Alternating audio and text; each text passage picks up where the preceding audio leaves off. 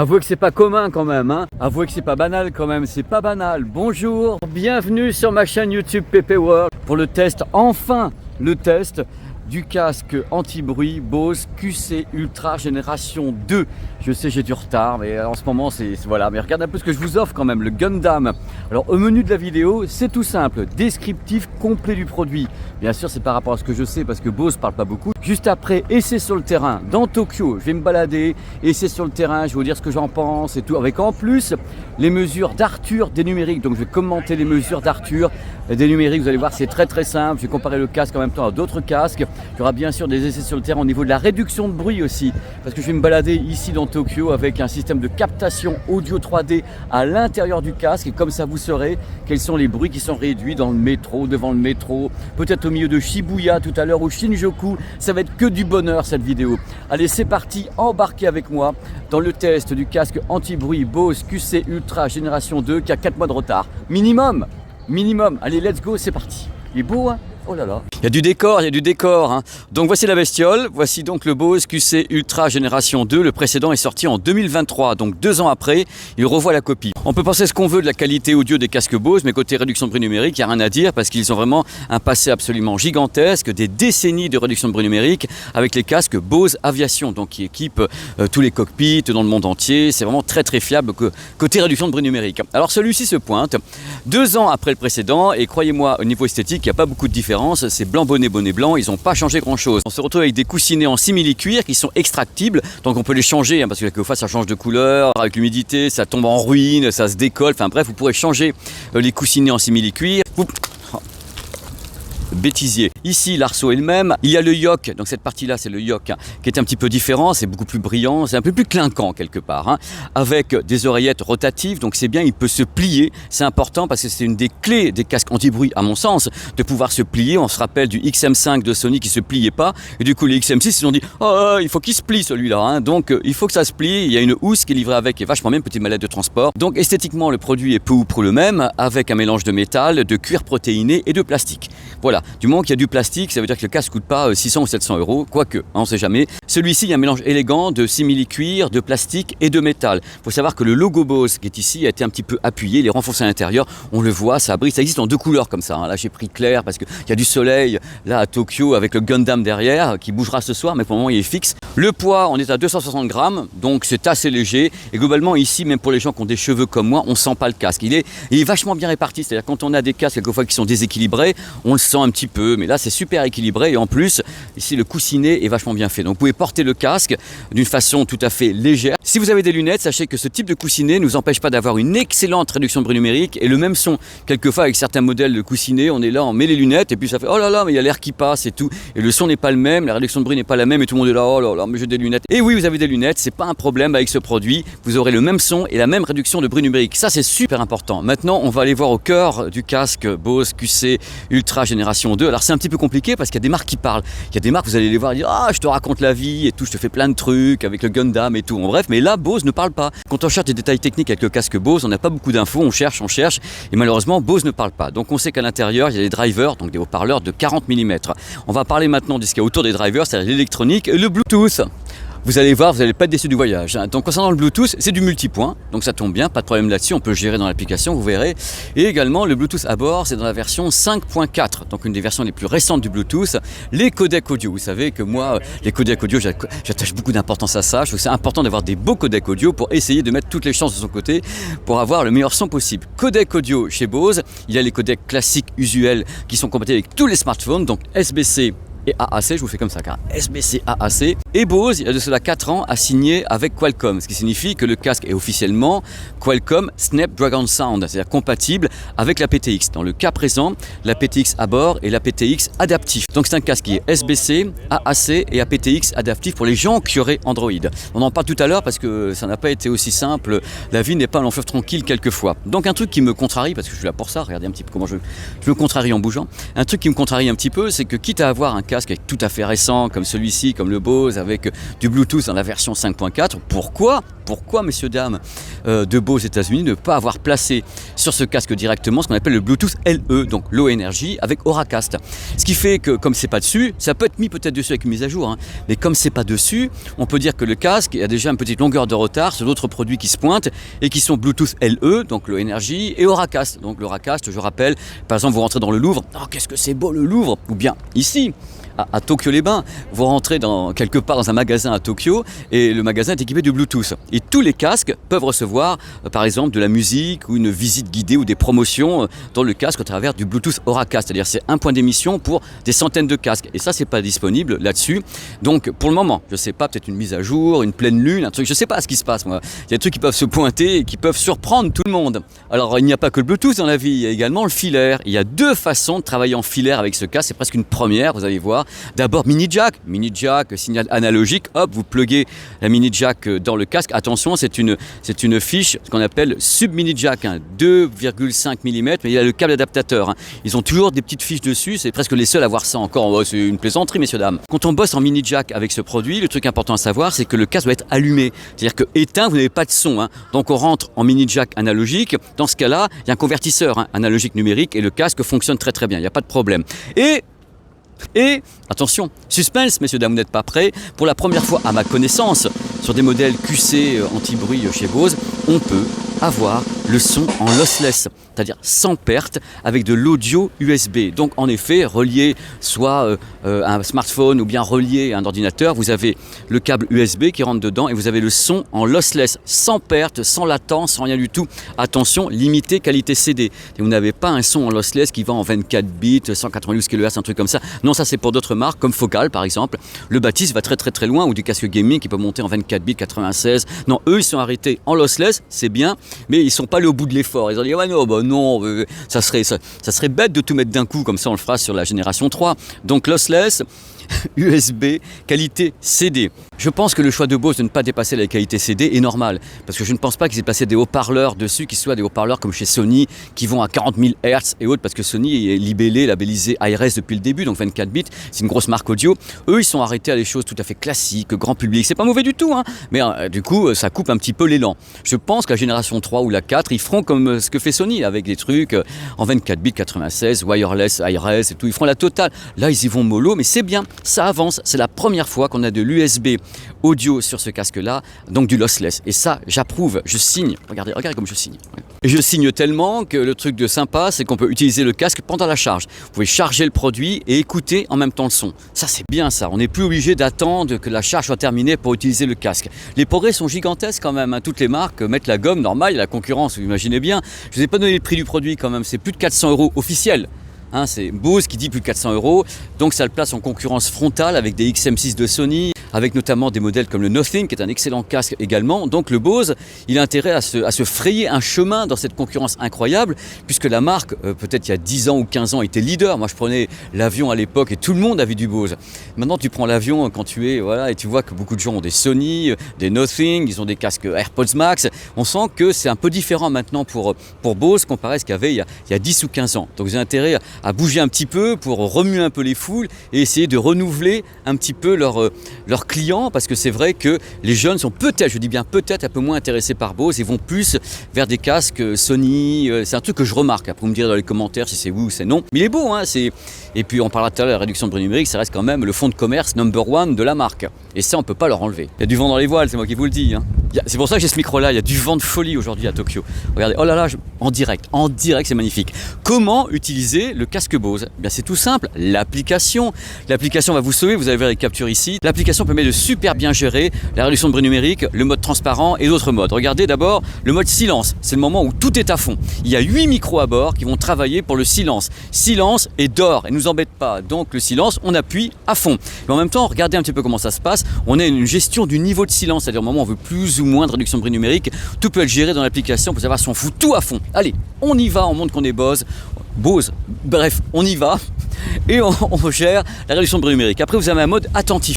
Oh, Oh, que se passe-t-il ici à Tokyo? Est-ce qu'il y a des avions, des bus, des trucs comme ça? Attentif, c'est le mode transparent. Même chose, on peut le gérer, ce mode. Est-ce que vous voulez plus ou moins de son à l'extérieur? Il y a un mode génial qui s'appelle Active Sense, qui permet en mode transparent d'éviter par exemple le bruit d'une ambulance. Vous êtes dans la rue avec le mode transparent, une ambulance passe à fond les ballons avec carrément la sirène à 114 dB. Vous êtes là, bah non, ça va pas le faire. Et justement, vous avez un mode pour moduler le niveau maximal du mode transparent. C'est vachement bien, ça permet d'éviter de se bousiller les oreilles avec l'ambulance ou un bus, mais on continue à entendre. Vous n'avez pas les crêtes de puissance comme ça d'une ambulance. C'est très important. Après, vous avez un mode qui me questionne beaucoup. Il m'a toujours questionné ce mode. C'est un mode que eux appellent immersion.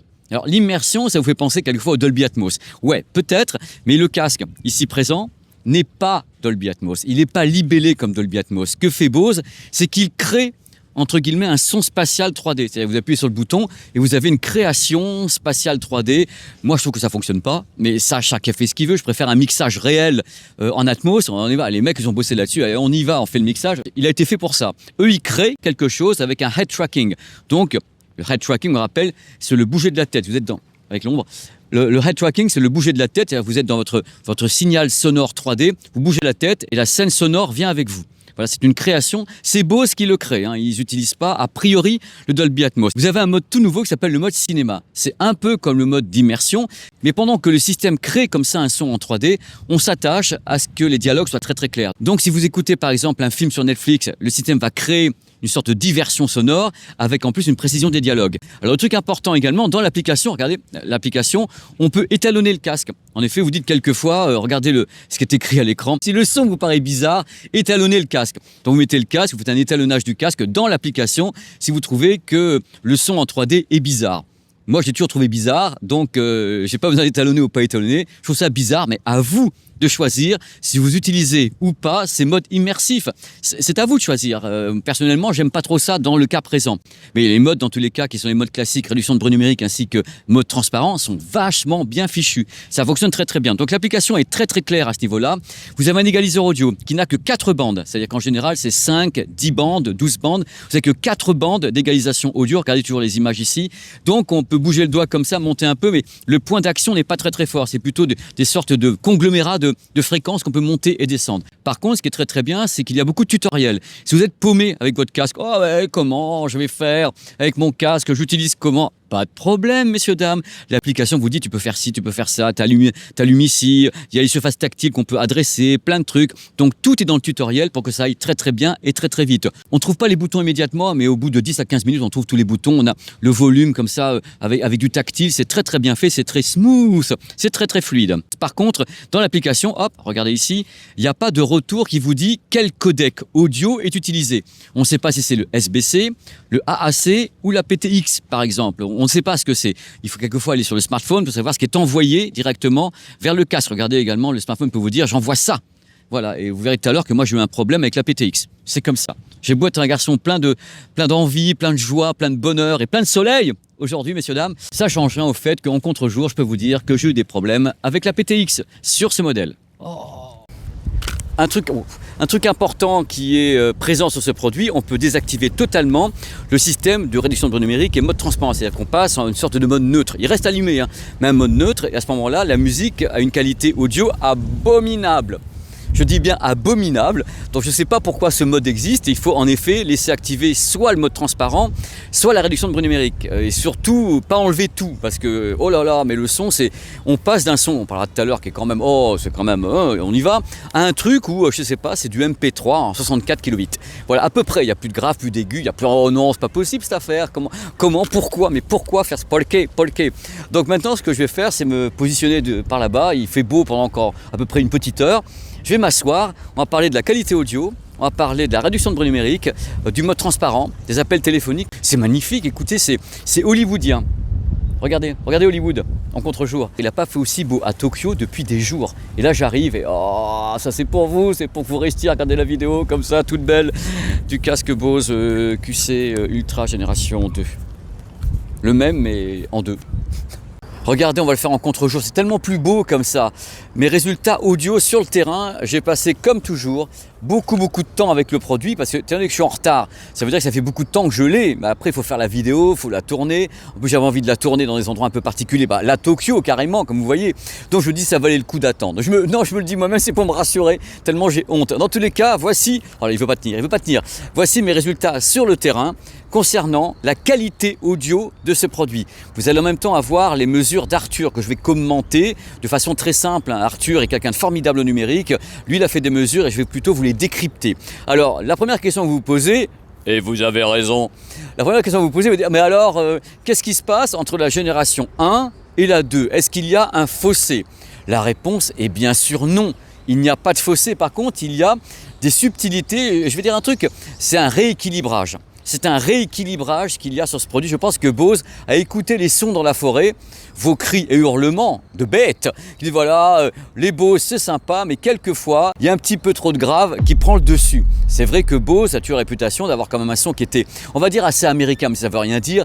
Un son américain avec un grave bien assis, qui prend le dessus, qui est un peu proéminent, qui fout un petit peu quelquefois la finesse de l'aigu un petit peu en retrait, et le médium, il ne sait pas trop quoi faire. Voilà, il y a le grave, il y a le médium, qu'est-ce que je fais au milieu ?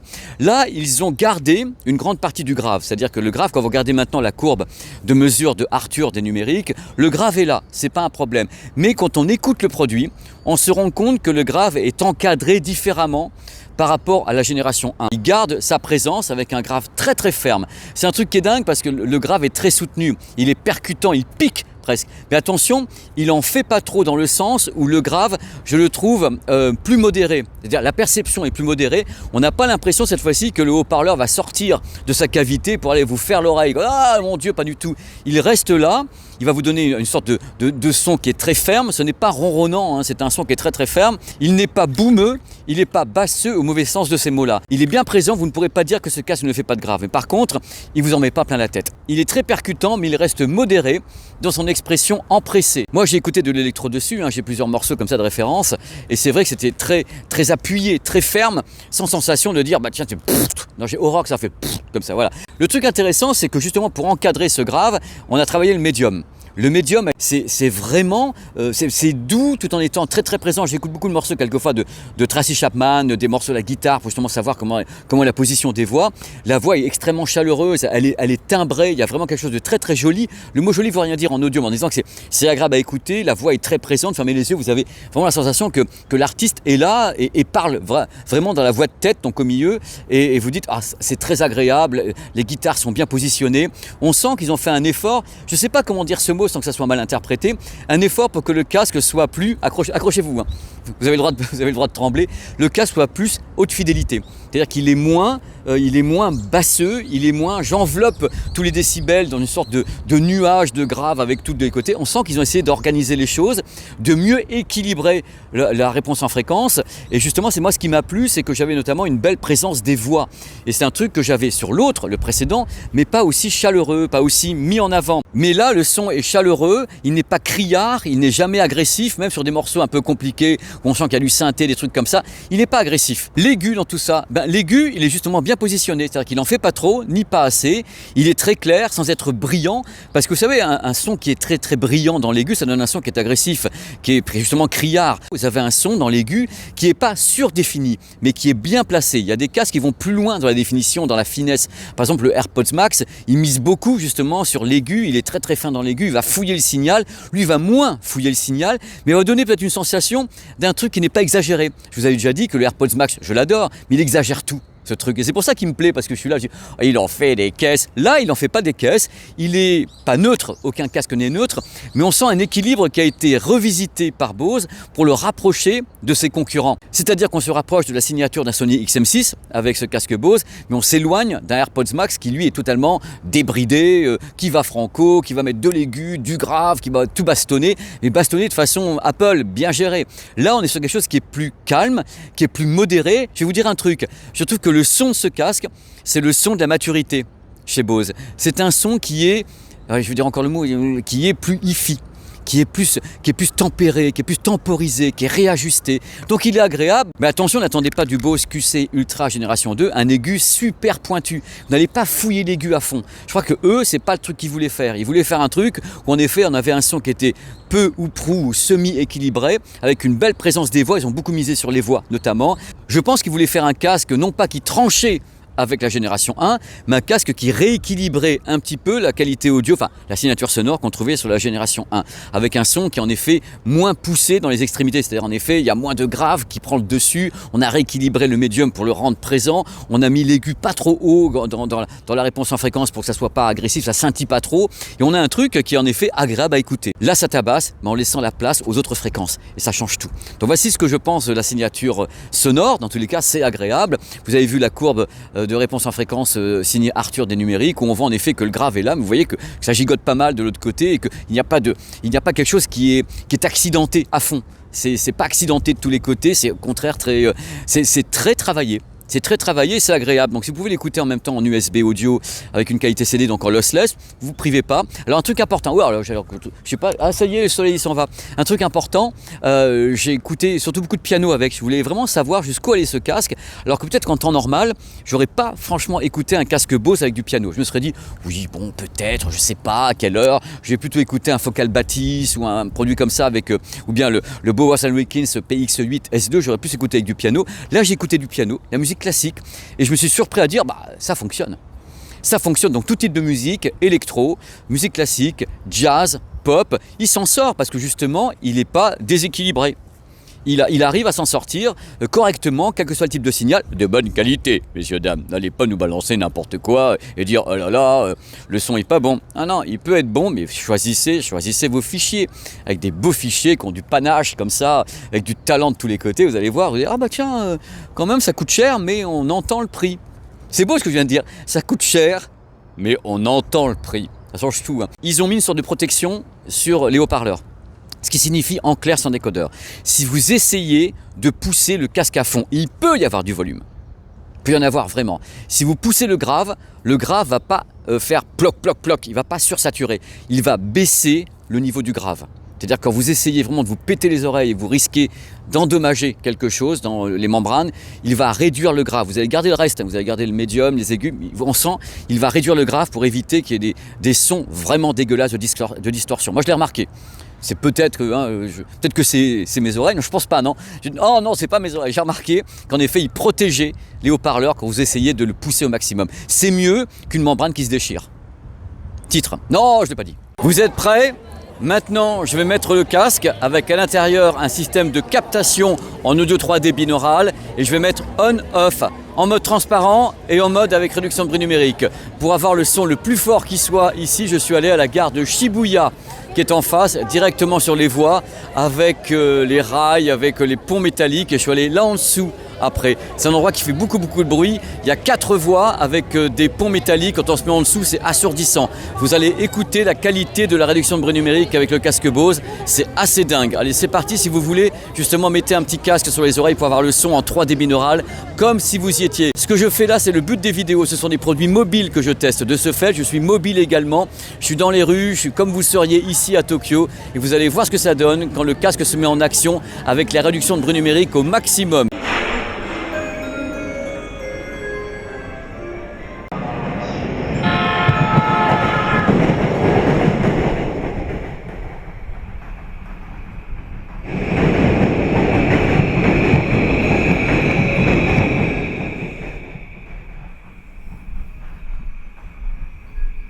渋谷に到着です。到着の電車は品川、東京方面行きです。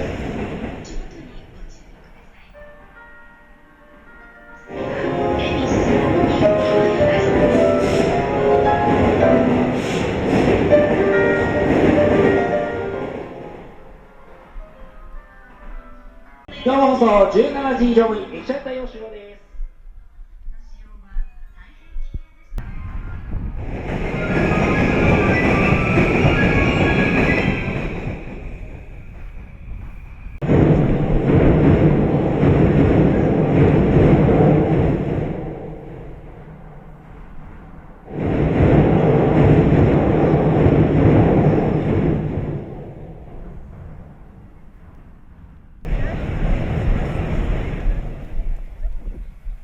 Oh là là, oh là là. Bon, vous avez entendu à quel point ça fonctionne bien. C'est une des meilleures réductions de bruit au monde. C'est-à-dire que c'est difficile de le battre. Il y a peut-être, en effet, regardez les courbes maintenant d'Arthur des numériques, il y a quand même le Sony XM6 qui le talonne, parce que le Sony XM6 est quand même un des meilleurs casques anti-bruit que je connaisse. Donc on peut le dire, Sony XM6, Bose QC Ultra Génération 2, c'est vraiment d'excellents casques anti-bruit, ils se tirent la bourre, avec derrière le casque Apple AirPods Max qui s'en tire super bien, peut-être un petit peu moins bien dans l'aigu, mais globalement les casques sont super impressionnants. Olé! Ce qui est super intéressant avec le casque Sony XM6 ou bien avec le Bose, c'est qu'il s'attaque à toutes les fréquences. C'est-à-dire quand on regarde les courbes des numériques d'Arthur, on s'aperçoit que la plupart des fréquences sont super réduites. Ils arrivent vraiment à s'attaquer au maximum de fréquences, c'est pour ça qu'ils sont super efficaces. Notamment tout à l'heure sur le pont, quand il y avait les trains qui passaient avec beaucoup de graves, le Bose arrivait vraiment à réduire le grave, ce qui est très très compliqué. L'aigu également, le médium, les voix humaines sont super réduites. On peut le dire, on le redit, le Bose QC Ultra Génération 2 est un des meilleurs casques anti-bruit qui existent au monde. Fait pas chaud, hein, fait pas chaud. Il fait 5 degrés ce soir à Tokyo. Vous entendez actuellement le son des micros du casque Bose QC Ultra Génération 2. Là pour le moment c'est gentil, mais tout à l'heure je vais aller justement dans le coin de la gare et autres avec beaucoup de monde qui va parler autour de moi. Là il y a déjà beaucoup de monde qui parle. Et on va voir si le son de ma voix tient bien. Je vais aller sous un pont de métro qui fait énormément de bruit. Et là, il y a beaucoup de monde autour de moi. J'espère que la voix passe bien. Donc là, vous avez normalement, je ne sais pas ce qu'on entend ou pas, vous avez des bruits de voiture ainsi que du vent. Si on n'entend pas ça, c'est que ça fonctionne bien. Konnichiwa, konnichiwa, coucou les amis. Voilà, vous avez un train qui part. Il y a du bruit. Il y a vraiment du bruit. Donc j'espère qu'on n'entend pas et qu'on entend ma voix. La captation donc du Bose QC l'Ultra Génération, ça y est c'est fini, Génération 2. Je viens d'écouter ce qui se passe, sincèrement la voix est bien retranscrite par rapport au bruit d'un train métallique sur une plateforme métallique là. Ça fait du bruit ça, hein. Donc si la voix est claire, c'est bon signe, ça veut dire que ça passe. Bon je le dis, ça marche super bien. Ça marche super bien, le kit main libre, à mon sens, hein, d'après tous mes essais ici dans le bazar, parce que la ville fait quand même beaucoup de bruit, la ville de Tokyo, le son vraiment de la voix est très très clair, hein, toute configuration, donc ça tourne.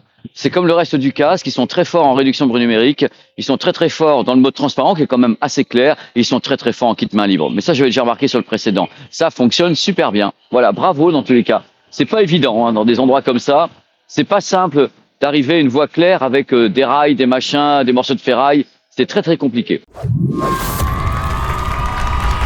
Une qualité audio que je trouve plus équilibrée que sur la génération 1, notamment avec un grave qui est très soutenu, mais qui ne prend pas la main sur tout le reste des fréquences. On garde un très beau grave, avec un médium qui est mis en avant correctement pour avoir des belles voix et tout très chaleureuses, et un aigu qui n'en fait pas trop, qui n'est pas là en train de « oh là là, mon Dieu, quelle horreur !» mais qui va se positionner justement au bout des fréquences. C'est-à-dire vous avez le grave, le médium, l'aigu, le grave est là, mais il n'y a rien qui bouffe l'autre. C'est plus équilibré. Ça compte, hein. Une grande largeur de la scène sonore stéréophonique. On a vraiment des sons des deux côtés, on ferme les yeux, c'est très large la scène sonore. C'est bien ça.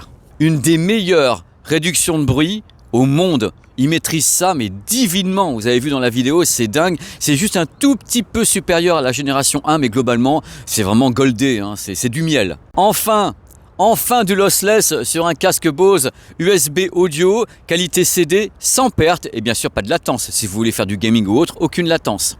Le kit main libre de qualité. Dans la rue, avec du bruit, métro, on entend vachement bien les voix. Dans le mode transparent, j'ai beaucoup aimé la fonction Active Sense. Quand on est dans la rue, comme ça, il y a par exemple une ambulance qui passe.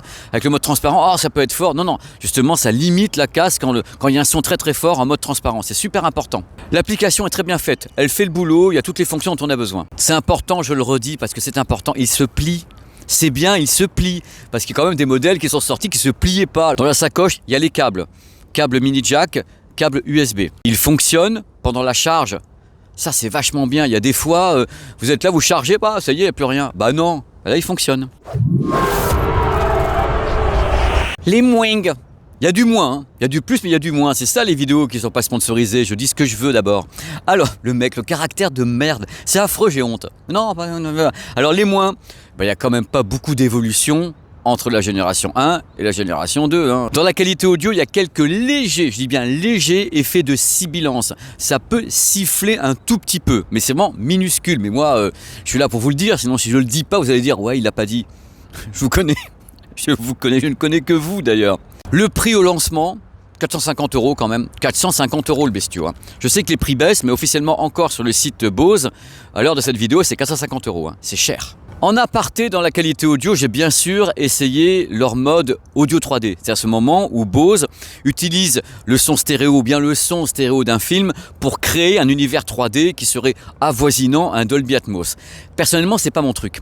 Dans le cas présent, c'est pas mon truc, dans le cas présent, parce que quand c'est vraiment du Dolby Atmos travaillé par Apple ou des trucs comme ça, c'est assez nickel, avec le mouvement de la tête. Là, on crée un truc parfaitement artificiel. Alors, à vous d'aimer ou pas aimer. Personnellement, c'est pas ce que je préfère, de créer un truc artificiel. Mais encore une fois, libre à vous de faire ce que vous voulez, c'est optionnel de toute façon. Donc, il n'y a pas de problème là-dessus. Même en mini jack, le casque demandera à être allumé.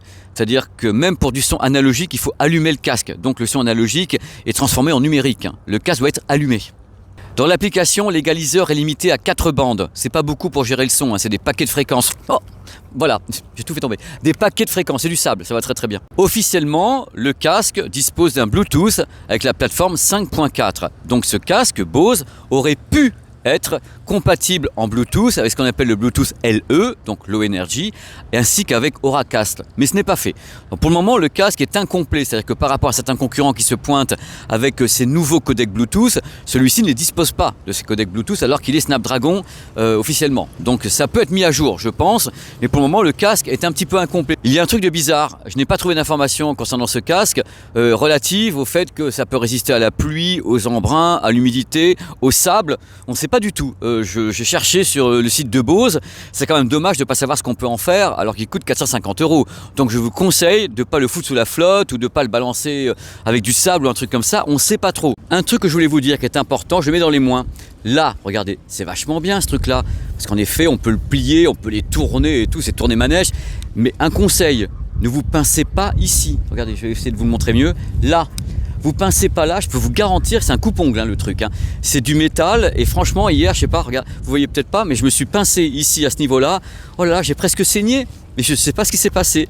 Ce casque vous veut du mal. Je rigole, mais c'est vrai que ça peut surprendre. Si vous faites un faux mouvement, vous coupez un ongle. Hein. Génial quand même. C'est un produit tout en un. Faut le voir comme ça. À ma connaissance, le produit n'est pas compatible en USB audio avec le 24 bits. Ils se sont arrêtés à la qualité CD. Donc ils ont commencé quelque chose en disant tiens, on va permettre aux gens d'avoir du lossless en filaire, mais ils ne sont pas allés au bout de l'action. Je pense parce qu'en effet, l'architecture n'est pas capable d'aller jusqu'à 40 000 Hz ou un truc comme ça comme les modèles Sony. Donc techniquement, en tout cas sur le papier, les modèles Sony vont plus loin, ainsi que le Focal Batis et autres. Sur ce modèle, dans l'autre sens, sur ce modèle, tralala, tralala, tralala. Tralala, tralala, tralala, mais tralala.